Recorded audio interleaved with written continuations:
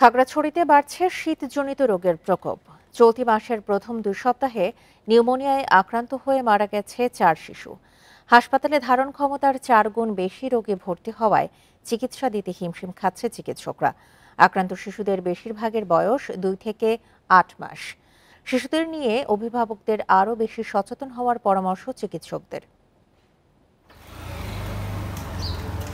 দিনে গরম, রাতে ঠান্ডা। আবহাওয়ার এমন পরিবর্তনে খাগড়াছড়িতে নিউমোনিয়া, ডায়রিয়া, জ্বর, সর্দি সহ শীতজনিত রোগে আক্রান্ত হচ্ছে শিশুরা।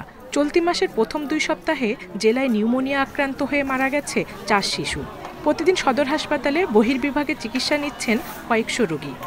দেখানোর পরে ভর্তি দেওয়ার পরে এখানে গ্যাস দিছি, গ্যাস দেওয়ার পরে ইঞ্জেকশন মারছে, এখন ভালো আছে। এখানে শিশু ওয়ার্ডের সংখ্যা খুবই সীমিত, 15টা সিট। এখানে রোগী অনেকগুলো রোগী, 3 গুণ 4 গুণ রোগী বেশি এখানে। হাসপাতালের 15 শয্যার শিশু ওয়ার্ডে ভর্তি হয়েছে অন্তত 62 জন। জনবল ও শয্যা সংকটে চিকিৎসা দিতে হিমশিম খাচ্ছেন চিকিৎসকরা। ধারণ ক্ষমতার কয়েক গুণ বেশি রোগী সামাল দিতে দ্রুত নির্মাণাধীন ভবনের কাজ শেষ করার দাবি সংশ্লিষ্টদের। শয্যা সংখ্যা কম থাকার কারণে রোগীদের অনেক ভোগান্তি স্বীকার করা হচ্ছে।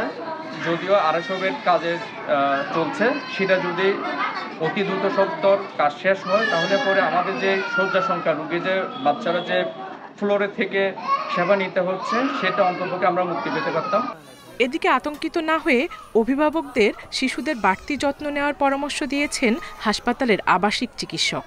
বাচ্চাকে যথেষ্ট পরিমাণ হাইড্রেশন করানোর জন্য বাচ্চাকে পানি খাওয়ানোটা ঠিক মতো রাখতে হবে। ঘেমে গেলে শরীর কুসুম কুসুম পানির মধ্যে মুছে দেওয়া, গোসল করানো, এগুলোর প্রতি খেয়াল রাখতে হবে। আর সর্দি কাশি হলে সাথে সাথে ডাক্তারের পরামর্শ নিতে হবে। ঠান্ডাজনিত রোগে আক্রান্ত হলে দ্রুত হাসপাতালে নেওয়ার পরামর্শ চিকিৎসকদের।